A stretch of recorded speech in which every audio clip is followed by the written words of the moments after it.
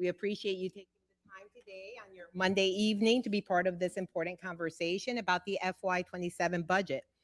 As this is an open house, it is that is being conducted by administration. This is not a regular meeting of city council. As a result, there is no commentary from council members or discussion between council members at this budget open house pursuant to the instructions we have received from our legal department. Commentary and discussion on budget matters can happen at future council meetings. However, we do appreciate you coming, and we will be listening to the feedback that you provide here today. Each year, our budget is shaped by the needs of the people who live, work, and raise their families here and who rely on city services every day. We also know that those needs are vast and, in many cases, growing. At the same time, our resources are limited. Our responsibility is to balance those realities thoughtfully and responsibly. Over the past several months, my colleagues and I have worked closely with the administration, reviewing proposals, weighing priorities, and asking tough questions to ensure the budget reflects both the fiscal constraints and our shared community values. Administration will be covering the budget process during their presentation. We are navigating rising costs, shifting federal support, and uncertainty at the state level.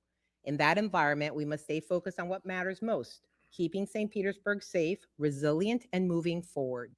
That means investing in core services, public safety, infrastructure, sustainability, and the everyday essentials that residents depend on, from parks and libraries to clean streets and reliable utilities. Tonight is your opportunity to share your perspective, where we're meeting expectations and where we can improve. So it is now my pleasure to introduce our mayor, Kenneth T. Welch. Good evening. Thank you, Madam Chair, and good evening to you, to council, to our great St. Pete team, and to all of our residents who are joining us here in person and also online. Tonight, we continue the budget development process for the fiscal year 2027 budget, and your feedback is vital. The purpose of this open house is to hear your voices, as Chair said, and understand your insights and perspectives as we finalize the recommended budget. It's important to keep in mind that we all share the same goal: to identify priorities and implement programs and services that will improve the quality of life for all residents in the city of St. Petersburg. I also want to extend a special thanks to our budget team, to Assistant City Manager Tom Green, Administrator Tom Green, and Liz, and all of the departments that took us through detailed line item reviews to help develop this budget. For the fiscal year 2027 budget, our administration continues to be intentional when it comes to seeking information and input from our community. We remain focused on innovation, inclusivity, and community engagement as we pursue our goal of inclusive progress for all who call St. Pete home. We approach the development of our annual budget with the goal of funding essential city services and addressing current and emerging needs of our city. As we know, the anchors supporting our important work are the 5 pillars for progress: housing opportunities for all, education and youth opportunities, equitable development, arts and business opportunities, safe and healthy neighborhoods, and environment, infrastructure, and resilience. Last year, our FY26 budget process emphasized resilience. It contains significant capital improvement project funding to support sustainability and resiliency. This included projects like water and stormwater infrastructure, bridges and seawalls, sidewalks, streets, and roads. Now, for the FY27 budget process, we are building on that foundation and strengthening that focus by advancing economic and community resilience. To continue building resilience, our draft budget will prioritize projects that strengthen our infrastructure and systems and improve our capacity to deliver critical city services in an era of challenge. While we continue our long-term recovery from the 2024 storms, I want to stress that we must also prepare for current and future pressures on our long-term stability. As we develop this budget, we will need to make strategic decisions, some that may be difficult, as community needs continue to increase and trend towards outpacing our projected resources. However, we know one thing is clear: our infrastructure needs to be substantially improved to meet the environmental and weather challenges that we are experiencing. Now, past planning and investments have taken place and they have been effective, but the weather impacts that we are seeing currently are greater than what was forecast. To meet that goal, we're planning on asking the voters to approve a general obligation bond to fund approximately $600 million in sewer system upgrades, flooding solutions, and other neighborhood improvement projects. Under our SPAR program, or St. Pete Agile Resilience Plan, we fast-tracked the completion of several infrastructure projects.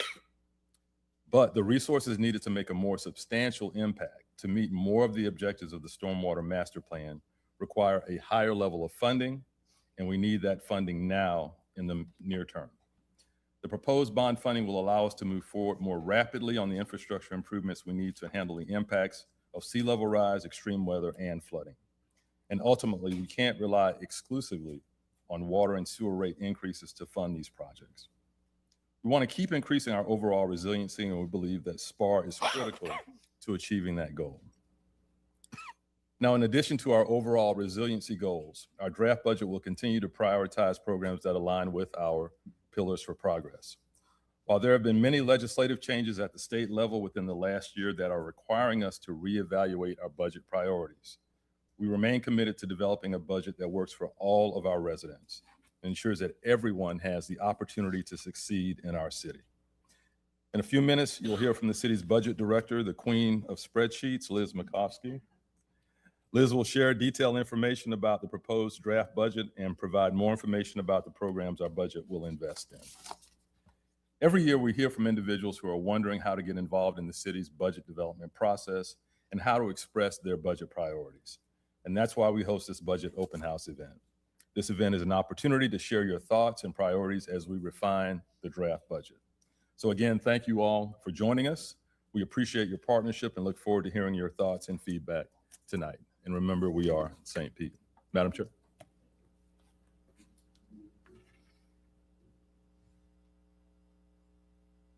Good evening, Liz. Good evening.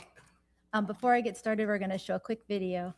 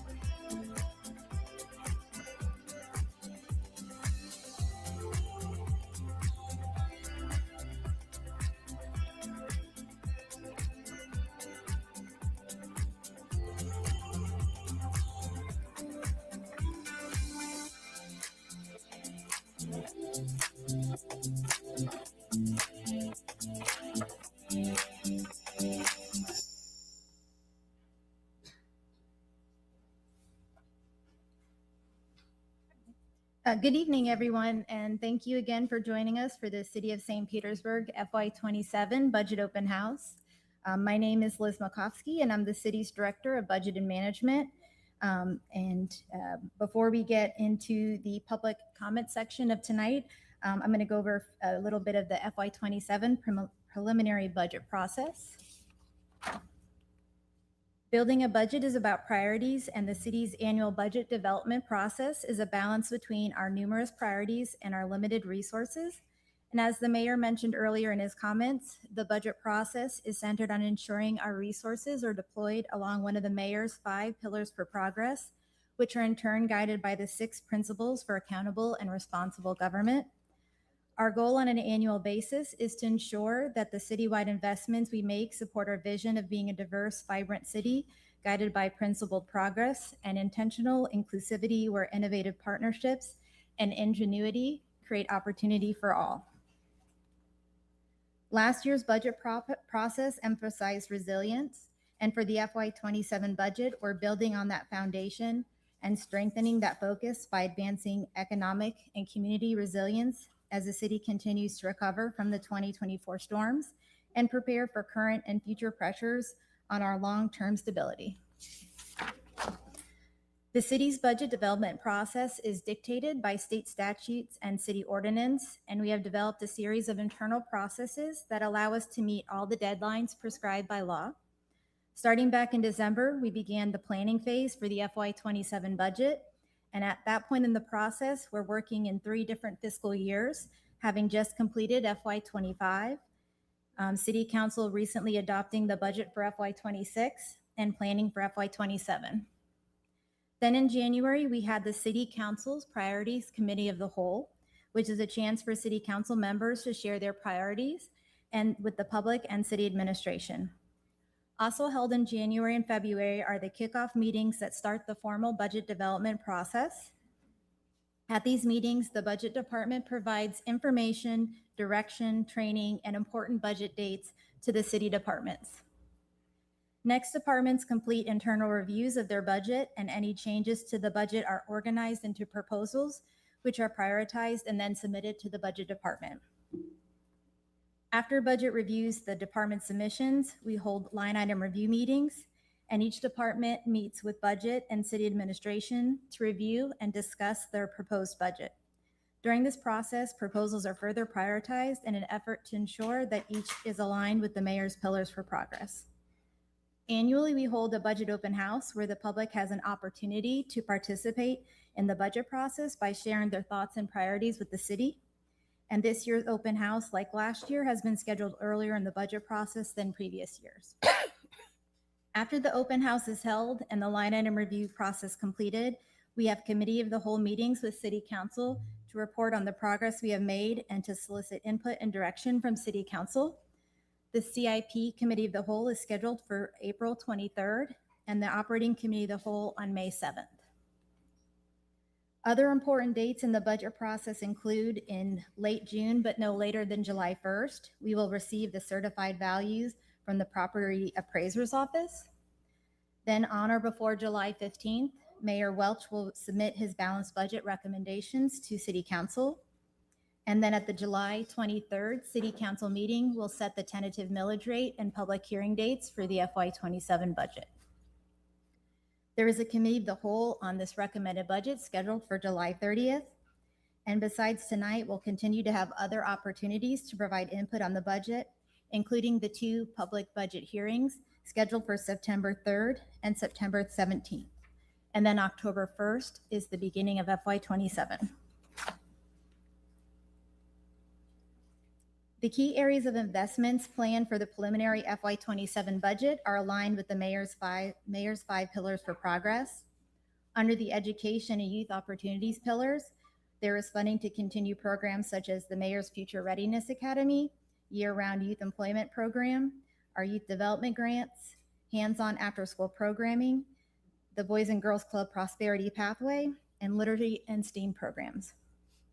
Under the Equitable Development, Arts and Business Opportunities pillar, we look to fund the continuation of many of our economic and workforce development and art programs, including the city's arts grant program, individual artist grants, small business grants and programs, and the Target Industry Economic and Workforce Development Incentives Program. For the neighborhood health and safety pillar, we are continuing to fund neighborhood and public safety programs like the CALL program, community impact grants, neighborhood partnership grants, and the Healthy Neighborhood Store program. For the Housing Opportunity for All pillar, there will be funding to continue our progress on the 10-year Housing Opportunities for All agenda and to provide resources for social service programs. And finally, in the Environment, Infrastructure, and Resiliency pillar, the preliminary budget will have funding for projects that protect our environment, increase our resilience, and improve our city's infrastructure, including the CP Agile Resilience Program.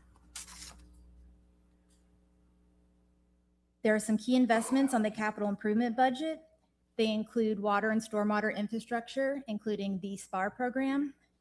There's funding for affordable housing land acquisition, funding for the police canine compound and fire training facilities, increased funding for street and road improvements and complete streets. There's also funding for bridges and seawalls, sidewalks, improvements at our rec centers, parks, and libraries, city facility renovations and improvements, and neighborhood partnership grants and enhancements. So I'd like to end with a note that information about the city's budget is available on the city's website. Thank you again for joining us this evening, and we're looking forward to hearing from you. Thank you, Liz. So I would like to know at this time that Councilmember Fig Sanders is not here due to travel, and Vice Chair Floyd is also out because he's feeling sick. So they'd be here if they could, but they're not here because of that. As I mentioned before, there is no commentary from city council members or discussion between council members because this is a budget open house and not a regular city council meeting. So at this point, we will now move into public comment. Although this is not a standard city council meeting with open forum, we will follow similar rules. You'll be called up by the clerk. When you come up to the podium, please state your name and address or cross reach for the record. You'll have 3 minutes to speak. If we have people on Zoom, we're going to alternate, the clerk will alternate between in-person and Zoom speakers. Clerk, you please call the first 2 speakers. Madam Chair, first 2 speakers in the chamber, Miko Seymour and Lama Hassan. Please go to either podium. As the chair indicated, state your name and address or across the street. You have 3 minutes to address City Council. Great. My name is Miko Seymour, and I live at 824 10th Avenue South. I want you to walk with me down MLK Junior Street South. Start at Central, head south past Campbell Park, past the corner where my Cafe Aura opens this August. Keep walking, past the elders waiting at the bus stops with no shade, past the mothers pushing strollers in the street because the sidewalk gave out 3 blocks ago, past the kids who learned early which intersections will kill you if you blink. Now stop and look at the street sign. Dr. Martin Luther King Jr., the man who marched for the dignity of Black workers in Memphis, the man who said the arc of the moral universe bends towards justice. His name is on that sign, and the road beneath his name is a road the city feels like has not loved. I'm asking you today to prioritize complete streets funding on MLK Junior Street South, not next year, not in some future phase of a plan that keeps getting pushed back, but this budget and this budget cycle. The corridor that bears Dr. King's name should not have to wait its turn behind every other priority in this room.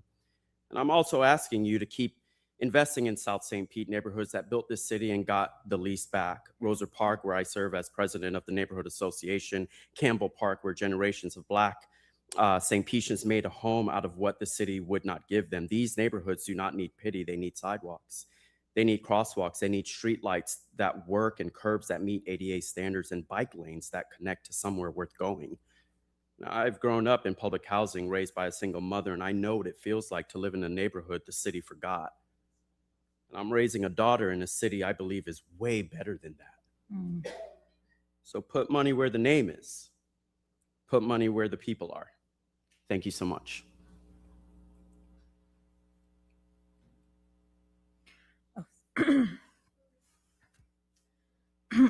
Excuse me. My name is Lamal Hassan. I live excuse me, at MLK and Gandy.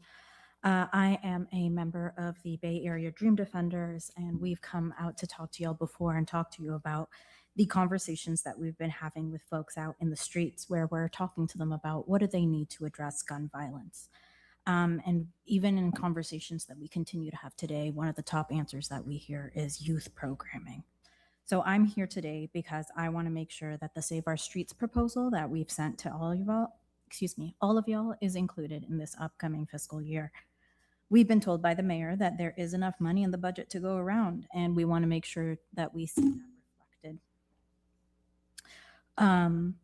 We want to make sure that it's more than just a few $1,000s here, a few $1,000s there, because we know that's not enough to actually make a dent and make our community safer. We have to actually put a significant amount of funds towards this. We've seen how a third of our budget gets spent on things like quote unquote public safety, which unfortunately includes a lot of surveillance by the police, which is not something that is a proactive solution to keep our youth engaged and to keep them, and to keep them and give them access to the youth programming that they need. Save Our Streets is meant to be a holistic approach to actually combat gun violence by addressing the root cause, which is a lack of resources. So right now we have a proposal that has been significantly scaled down to a mere $2 million over a 5-year period. And right now that proposal prioritizes creating roles, including hiring teens to actively go out in communities, not just, on a random corner where folks are not showing up, but door to door, and actually engaging with folks to make sure that families are aware of the existing programs and get them signed up right then and there to overcome any barriers that may exist, whether they are financial, whether it's the complex documentation, whether it's transportation, whatever it is, these liaisons will help make sure that the kids get signed up. We know that this is one piece of the puzzle, but it's an important one to make sure to include. In our proposal, we also have some funds for summer programming and computers. I cannot stress enough that we are not asking for enough. We are asking for the bare minimum. So I also want to make sure to thank council members Floyd and Gabbard for including Save Our Streets in their priorities, and ask the rest of the board and the mayor to ensure that this version of the proposal is included in the budget, and to also work on creating a genuinely holistic approach in the future that addresses the needs of the youth across the board. Thank you. Madam Chair, the next speaker is in Zoom, Max McCann. Max, once you enter into the meeting space, please unmute yourself, state your name and address, and you have 3 minutes to address to the council. Max? I'm hitting unmute right now. Okay, Max McCann, 2648 3rd Avenue South. I'd like to request that we increase funding for Complete Streets and Safe Streets projects, especially funding for MLK South. You know that these projects usually take 7 to 8 years to await funding. I just don't think we have that kind of time. We need to treat our street safety crisis like the crisis it is, and respond to it boldly, especially with state funding becoming more tenuous for these kind of projects. So thank you, everybody. I also think it would be great if we could fund increased frequency of service on the Sunrunner. Let's go from 15-minute service to 10-minute service. That'll make a world of difference. And I'm not sure if the PSTA will fund that, so hopefully the city can. Thank you, everyone. Thank you. Next two speakers, Madam Chair, Julianne Fisher and Jerry Kurtz. Please go to either podium, state your name and address or cross street, and you have 3 minutes to address City Council.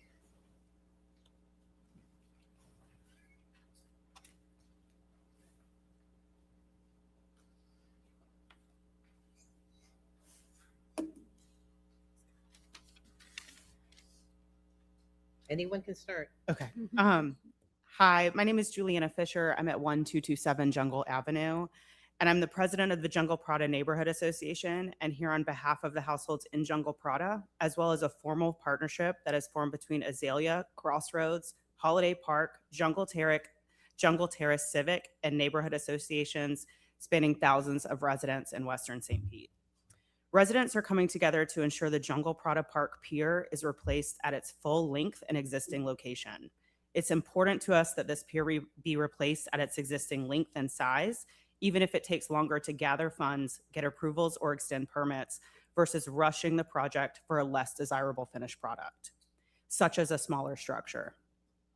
Understanding the pier creates a budget challenge, and considering the newly approved federal funds for the Dunedin Pier, several neighborhood volunteers are working to investigate external funding assistance from federal, state, environmental, and historical structure grants. We have also been approached by a city-approved marine contractor already doing work in other St. Pete parks that has expressed providing a quote significantly less than what the city has today. We ask that the council members and city leadership involve these neighborhood associations in discussions and considerations of the pier moving forward, to ensure we are all working together for the best outcome for our city. Some points to consider. The JP Pier is the only overwater access on the western side of the city. Without this pier, JP Park consists only of a small patch of grass at the water's edge and 2 public boat ramps. The pier more than triples the square footage of the park, making it much more desirable and usable by the general public. This park, without the pier, becomes simply a public boat ramp, not a recreational leisure area. Due to low water in this area of Boca Ciega Bay, a shorter structure would likely not be over water, making it unusable. West St. Pete has a few thousand new residential dwelling units approved and in permitting to be built over the next few years. City amenities are expected to keep up with the development for residents now and in the future. This pier is used by all of us. Residents and visitors from all over Pinellas County come to use this pier on a regular basis, and especially holidays like July 4th and New Year's Eve for overwater fireworks over Boca Ciega Bay. In summary, this isn't just about a pier. It's about equitable access, public infrastructure, and preserving a long-standing community asset. We urge you to prioritize funding and explore all available options external to city resources that support a full rebuild and reflects the need of your constituents. Additionally, we ask that you involve and engage with the neighborhood association leaders that are working tirelessly on behalf of our residents to explore external funding options before any plans or decisions are finalized. Thank you. Good evening. My name is Jerry Kurtz. My address is 1921 Country Club Road North. I am here also to advocate for the Jungle Prada Pier replacement. I live a little bit more than half a mile from the pier. I'm a regular down there, walking down there with my dog and on my bicycle, and I love the pier. I wanted to say thank you for this opportunity to participate in your process. It's a privilege and a pleasure. Y'all have a huge responsibility budgeting the funds every year. There's always a higher ask than what's available, and we get that. And thank you for doing what you do. I really appreciate it. The pier is so significant of an asset for the city, but it might be quite unknown to the most people of the city. If you go by there pretty fast, you'll miss it. But it is very similar to the wonderful pier we have here. I don't think everybody's looking back, struggling with what we did with this wonderful pier here that hundreds of thousands of people enjoy. So picture this on a miniature basis, very same thing. I've seen young families fishing there, fathers teaching their sons how to fish. I've seen people that maybe have come down and never seen dolphins before, just jumping up and down when they see one go by. So everything that we know, the beautiful things that are happening at the big pier happen at this pier as well. And it is a public meeting place, a waterfront public meeting place and public access for hundreds of residents and visitors. I've stood there and watched visitors come down and just are amazed at how wonderful it is. The sunsets and the fireworks, I just can't even really put it to words. Also, what's very cool about this pier is it's co-located with some fabulous things. The park itself is historical. The pier is historical. The boat ramp is amazing. Whoever's responsible for getting the boat ramp fixed pretty quickly, thank you, thank you, thank you. It's a wonderful boat ramp. It gets a lot of use. It's very well maintained. The sacred lands, if you've never been over to the sacred lands and the Indian mounds, I really encourage you to take a walk through there. It's amazing. And finally, there's a wonderful restaurant right there. And it's just great food. And so we have all these things happening around this area and the pier. And I've seen people enjoy all these things. So please, please find a way to budget replacement of this pier. You will not regret it, I promise. Thank you very much. Madam Chair, the next two speakers are in Zoom. However, one of the speakers' names is listed as Wildwood Heights. So Wildwood Heights, when I let you in, please state your name, whoever's operating this account, your name, address, and you have 3 minutes to address to the council. Good evening. Can everyone hear me? Yes, we can. State your name and address, please. Amber Woods, 1024 Jordan Park Street South. And I would like to state that I'm here representing one community grocery co-op, and more importantly, the families of South St. Petersburg who are doing everything right, and we're still struggling to access healthy food. We do understand that the budget is tight this year, but the budget excuse me, the tight budgets are exactly why we need to be intentional about what we fund.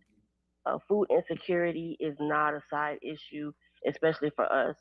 It's directly tied to healthcare costs, public safety, workforce stability, and educational outcomes. When families can't access food, the city pays for it on the back end every time.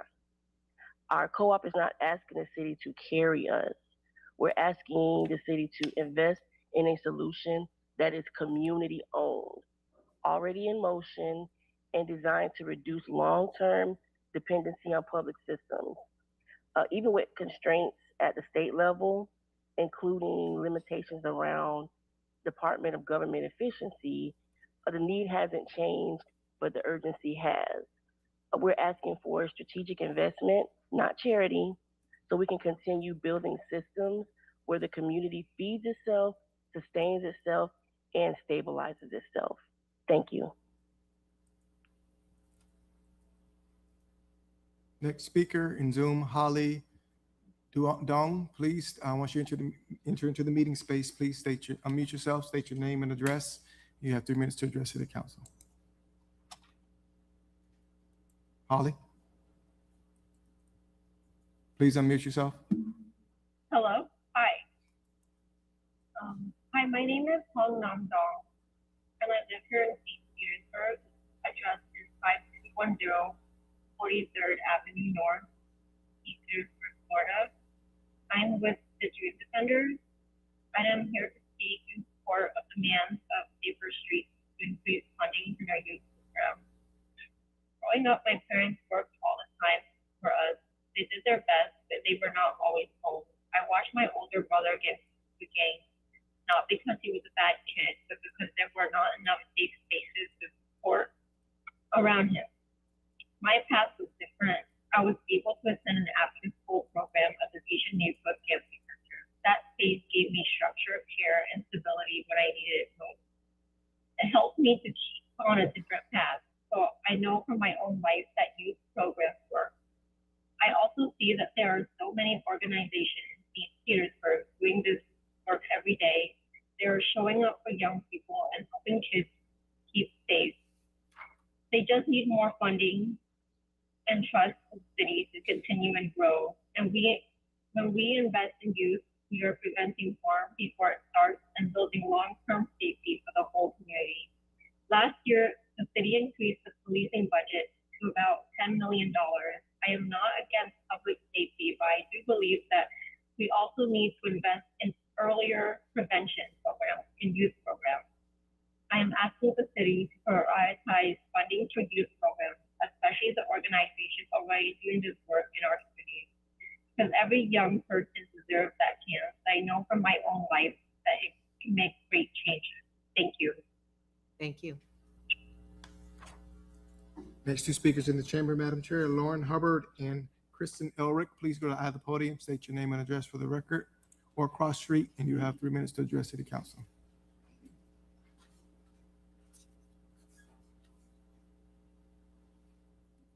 My name is Kristen Ehrlich, 2386 Granada Circle West. I'm here today to request increasing budget to complete streets, as our long-running complete streets initiatives are running particularly slow. And we need more funding, particularly for those in South St. Pete, and also increasing what we think of as projects in South St. Pete, because there are roads that are continually dangerous that aren't addressed, like MLK South.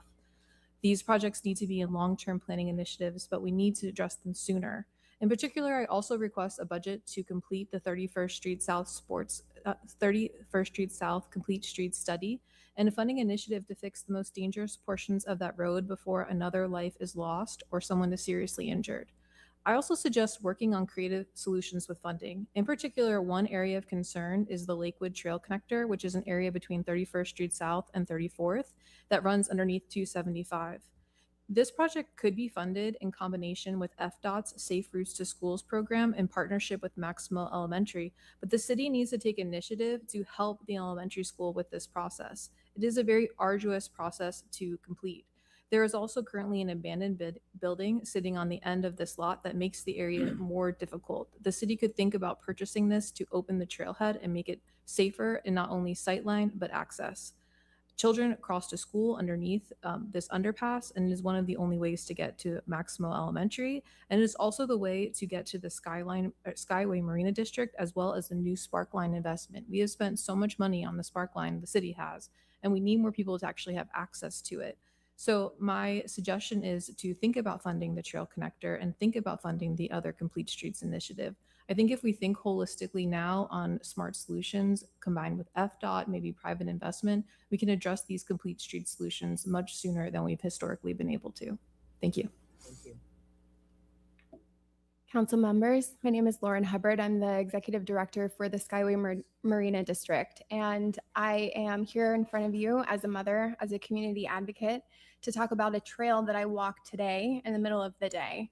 This is the Lakewood Trail connector between 34th and 31st Street under 275, which also brings us into the youth elementary school Maximo. This is essentially a funnel to get these youth to school and home, and also how our business entrepreneurs, business professionals are able to come into the Skyway Marina District and work.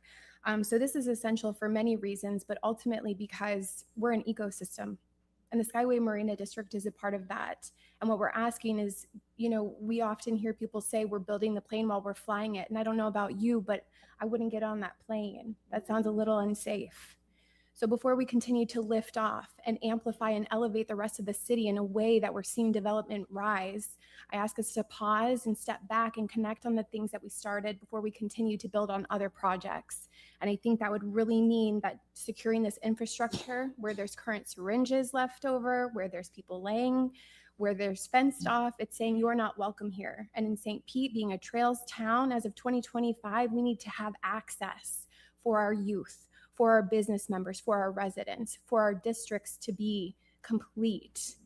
And so with that, I ask you to partner with us, help us fix this, to look into the streets survey. Let's fix that. Let's talk to FDOT. Let's do what we can to make reparations that we've already put in place to the community members that are here, that are working, that are the backstone of this community. Thank you.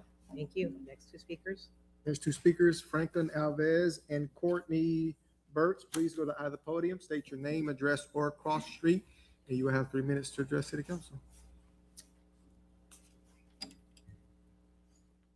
Good evening, Courtney Burt, 11207 Blue Heron Drive, or Boulevard, excuse me, St. Pete 33716. I am here as a native to this area and also the Vice President of Community Impact and Health Strategies for the local Heart Association, requesting that $82,863 be added as a line item for fiscal year 27 budget for a grocery on the go mobile grocery store for the families of Jordan Park and the adjacent communities. We requested this last year and the council was very supportive. There was a lot of great discussion where we talked out loud about potentially moving money from sidewalk painting, fluoride education, different things. And we almost came up with that dollar amount in that hearing. And we asked from the bottom of our hearts that this gets added as a line item for fiscal year 27. We have gotten the recommendation to apply for grants, and we appreciate those recommendations.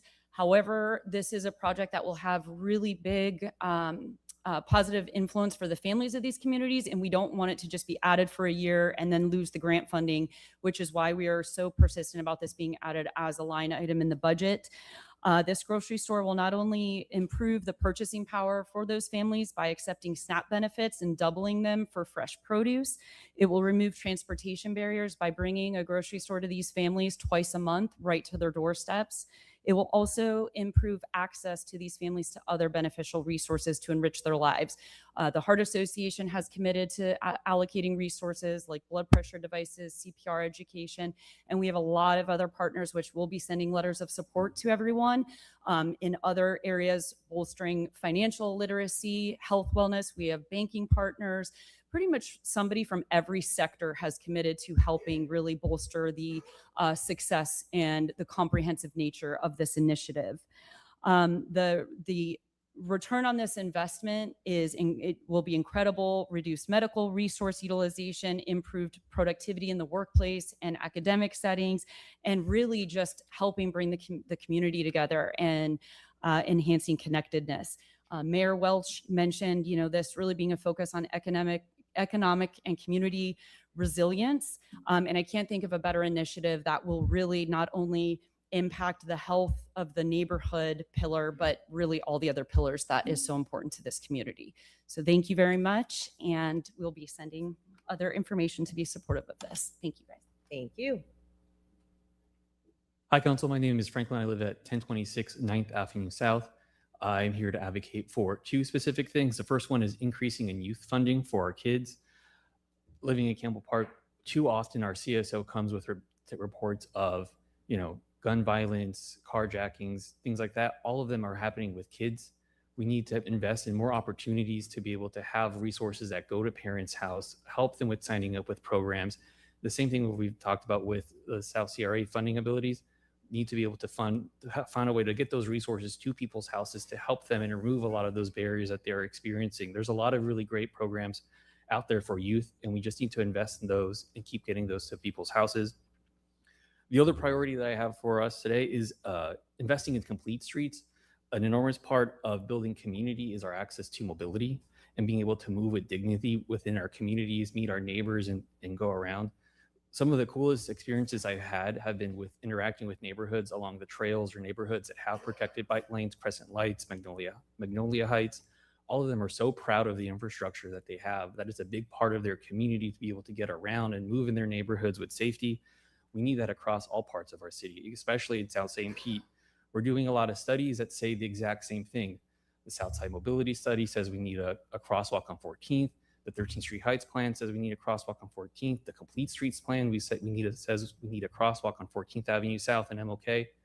At some point, we just need to start funding and completing these projects. We have a lot of residents that are just dying, attempting to access what food resources are available, going to a friend's house, kids going to school. There's not a crosswalk for kids on MLK to get from their neighborhood in Bartlett Park or Roser Park to Kimball Park Elementary School. And that is just like astonishing to me. And so those are my two main priorities, and thank you all. Thank you. Next two speakers. There's two speakers, Madam Chair, Yardanis Mola and Paul Kurtz. Please go to either podium, state your name, address, or cross street, and you have 3 minutes to address City Council. Go ahead, Mr. Kurtz. Good evening, Paul Kurtz, 910 31st Terrace North. I'm here to advocate for additional safety funding, in particular for our vulnerable road users. In my opinion, safety is one of the most important functions that the city can provide. We've heard a lot about complete streets, a lot about safety, and these, in my opinion, are critical infrastructure to be supported.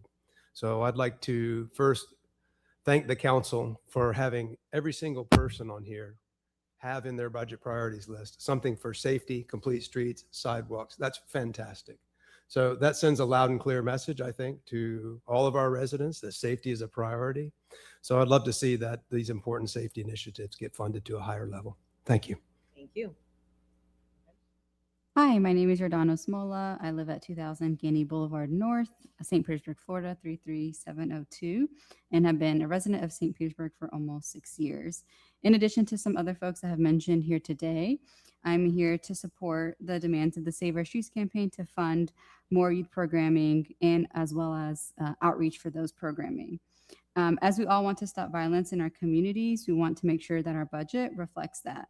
And across the country and here in St. Pete, one of the best indicators of where we see more violence is where there's a lack of investment in the local community. We want to make sure that the city budget reflects the people's budget and reflects what the community is wanting based off our outreach. We have heard is more accessible youth programming.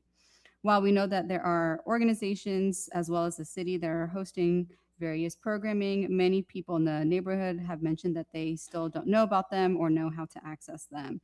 And we want to advocate to fund more active outreach in the community to make sure that they can take advantage of these programs.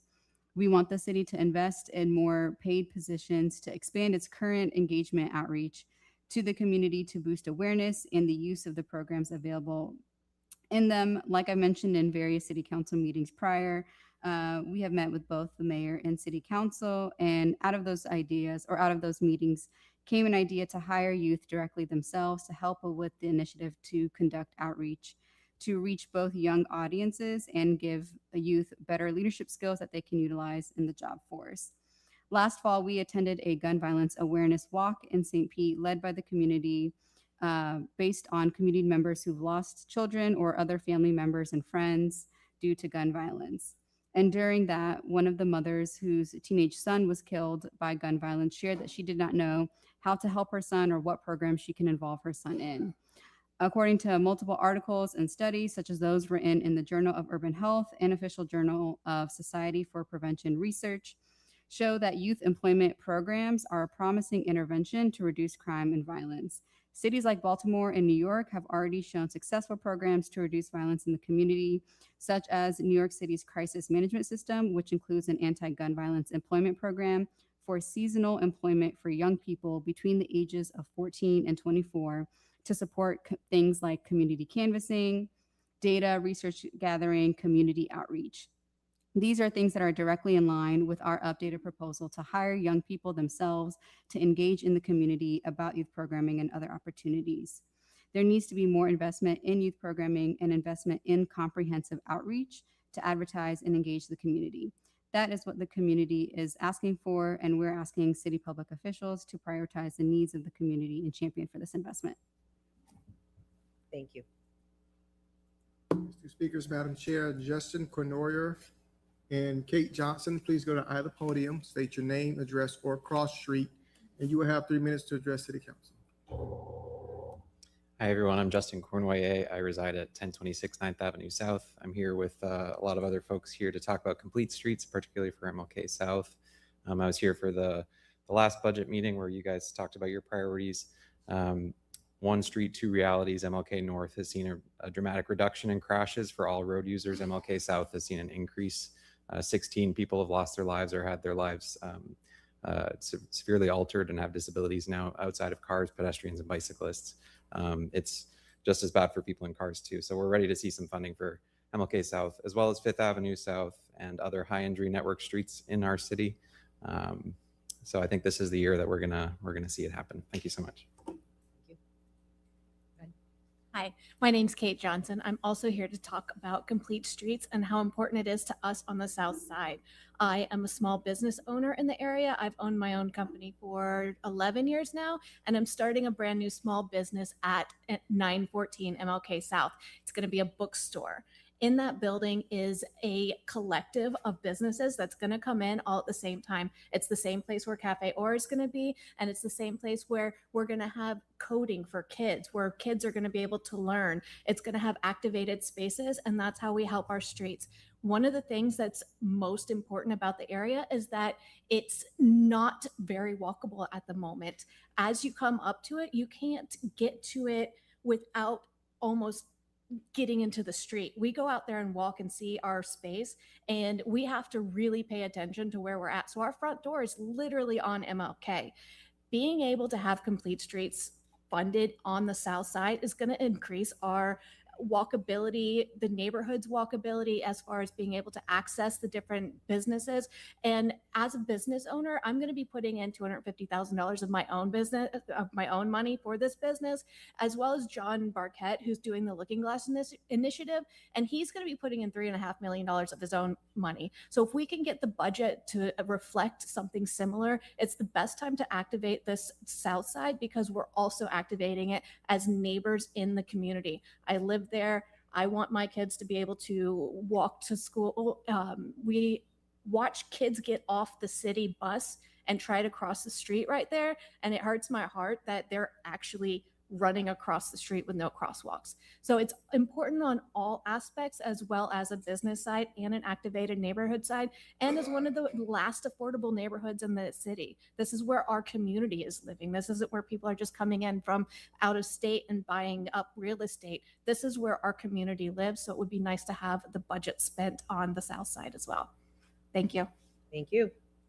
Final card, Madam Chair, Sierra Clark, please go to either podium, state your name, address, or cross street, and you have 3 minutes to address City Council. Joyful day, beautiful people. My name is Sierra Clark, 4544 22nd Avenue South. I think I'm just here to echo or maybe add a little heart message to what was said about saving our streets. It seems that if saving our streets will do a whole lot more return on investment than just building up frivolous things that just bring money. I left my job after 18 years at the local all children's hospital because they only offered me a paycheck. They didn't really care about what was really affecting my quality of life, what was really happening inside my community streets. And so I wanted to be at a different intersection of that. And so in that is the Save Our Street campaign with Dream Defenders. And so we do a lot of that. And so we just started in 2022. And so our campaign is geared towards getting the city to fund a new and existing programs, especially those that promote youth. Let's talk about prevention. A lot of these things, even one of the community liaisons, her role comes after the violence has happened, which doesn't really help. Doesn't really say safety. Doesn't really say that I'm concerned. It echoes what my community knows oh so well. And I think help and support should sound like it, look like it, and feel like it. And the neighbors and the community are really starting to see like this surface level saying that we are here for you and we support you when our budget does not reflect that. And so we have some amazing youth programs, and not to take away from that, but they're underfunded. When we did our canvassing inside of the community, so my voice isn't just my voice, it's the people's voice. And so in the community, they said that we need more programs for our young people for prevention, not after the fact, and more affordable ones. And then even the marketing or the resources of it. And so this community liaison that we spoke about with Dream Defenders, this is a role that someone has time, not a role that they show up at community events for 10 minutes, do the photo op, and then they go. But we want this to be a face that when youth and parents see, that they know that that means community and somebody cares. And so I think that's important. And again, we talked about it's a funding aspect for our youth. The One Community Grocery Co-op plays a part in our cities being safe. And so it's also proven that where there's violence in the community, it's really a cry out for the lack of basic needs not being met. And so we get to do something different. I hear all the time about what we've done, but let's consider that we can not think about that and use our imagination on truly how creative and amazing we can revive the heart of St. Pete.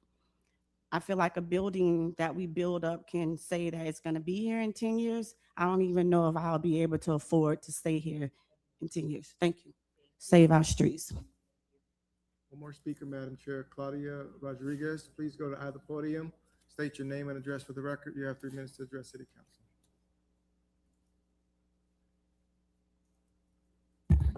Good evening, everyone. Good evening, members of council, Mayor Welch. Nice to see you all. My name is Claudio Rodriguez, and I am the Executive Director and CEO of the Museum of Fine Arts in St. Petersburg, 255 Beach Drive Northeast. And I've had the privilege of being here now a little bit over a year and a half, and I'm proud to be part of this community. I'm proud for you, the way that you've welcomed me into the community.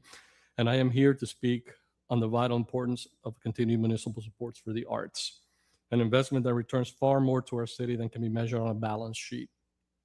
As a culture anchor for over 60 years, we have evolved alongside St. Petersburg to ensure that art remains a resource for everyone in this community. Our mission is deeply aligned with the mayor's pillars for progress. We don't just house objects, we use them to build a more equitable and connected community through our intergenerational education and programs. A cornerstone of this effort is our longstanding partnerships with the Pinellas County Schools, which brings thousands of sixth grade students through our doors every single year. To deepen this impact, we are currently also creating a dedicated education gallery, a free accessible space open to all. This gallery, paired with new classrooms for hands-on arts, ensures that our local art educators and students have a permanent home for creativity and discovery. At the Museum of Fine Arts, St. Petersburg, we're also pushing the boundaries of accessibility. We believe art should meet the people where they are, which is why we've recently launched our public arts program, which you may see outside our building as we speak, bringing installations into the shared spaces of our cities, making them free and accessible to everyone. Art inspires. It is critical to identity and health of our growing city. Thank you for your continued attention to this partnership and for your dedication to keeping arts a priority for the future of St. Petersburg. Thank you. Thank you. One more speaker, Madam Chair. Jerry Funk, please come to either podium, state your name, address, or cross street. You have 3 minutes to address City Council. Jerry Funt, 3803 Haynes Road North. I just got here, so sorry if I'm repeating anything y'all have heard today already. But I'm here once again on behalf of the Bay Area Dream Defenders in support of our Save Our Streets campaign initiative. City Council has heard us talk about this campaign for years now. The mayor's office has heard us talk about this campaign for years now. We've done meetings with members of City Council. We've done meetings with the mayor's office. I know some of City Council has tried to make our campaign a priority this year, for which we really appreciate that. Since we last came and spoke to y'all, or at least since I last came and spoke to y'all last September, more people have been killed from gun violence in St. Pete. Just a few weeks ago, a young man was killed by other young men in St. Pete. We don't think the Save Our Streets campaign initiatives will stop any and all gun violence that exists in this world, right? We do think it will help. We think it will help because these kinds of programming, this kinds of support has worked elsewhere. And we think it will work because the mayor's office seemed to think it would work at one point, because they set up an office that does a lot of what we are talking about doing. It only started happening after youth were pulled into the criminal legal system, though. We're not asking to be reactive. We're asking to be proactive. We're asking to reach out to families and reach out to youth who are at risk or who don't have resources or do not know how to access resources, and to get involved with them at the onset of recognizing those things, about going to people and saying, what is it you need? And not saying, well, here's a website, best of luck, but holding their hands through the process and helping them get there. The idea of a government is that our government should be working for the people. And this is our opportunity to pursue that. I recognize there's a lot of different competing priorities every budget season, and I understand that there's a big budget and different things can be peppered in at different places. I recognize that community programs aren't going to be under just one umbrella, and I understand that a community engagement specialist might not be in a specific specified designated thing, and it might be a little here, a little there. But what we've heard year after year is, we'll figure it out next year. We'll figure it out next year. We'll figure it out next year. I've been coming to these council meetings for very many years, but on the Save Our Streets campaign, it's been at least 3 or 4 at this point. And there's always time next year. And in that time, more people will die. And we have an opportunity to act. If it doesn't work, we can always adjust later. But we have too big a budget that has grown too much in the last few years to not give it every effort we can. And so I hope that we can this budget season. Thank you. Thank you, sir. No more speakers. Thank you. Administration, do you have any comments before formally closing? No, thank you for your time tonight, City Council. Okay. Well, I want to thank everyone for being here and taking the time out of their evening to provide their input and perspective, and also for staying and listening to your fellow residents, co-residents, for their input into our city's budget. So at this point, we will go ahead and close the fiscal 2027. Yeah, one that just popped up in Zoom. Well, look at that. We have one that just popped up in time. We'll take that one, and then we'll close. Andy Wells Bean, excuse me, once you enter into the meeting space, please unmute yourself, state your name and address for the record, and you have 3 minutes to address City Council. All right. Hi, my name's Andy Wells Bean. I live at 8175 36th Avenue over in Jungle Terrace. I appreciate this opportunity to weigh in on the budget. I'm here to speak on behalf of Complete Streets and an integrated, safe bike and pedestrian network across the city. Living on the west side, I can have relatively close access to the Pinellas Trail just over Tyrone. And once we get onto the trail with my 2 boys, it's great. We've taken it all the way down for the Saturday morning market downtown, to a Rowdies game, to the movie theater. But getting from here to there, only a little more than a half mile away, is stressful, extremely stressful to go. And it really underscores how we have this great spine that runs the length of our city, and we're missing a lot of the ribs and other connective bones to get there. And so it can actually be utilized by everyone, old and young. I urge you to promote safety, promote economically efficient transportation investments and to support walking and biking wherever you can. Thank you so much. Thank you. Okay, and now at this time, we close the fiscal 2027 budget open house. Have a great evening, everyone. Thank you so much. Thank you, Madam Chair. Chair. We're done.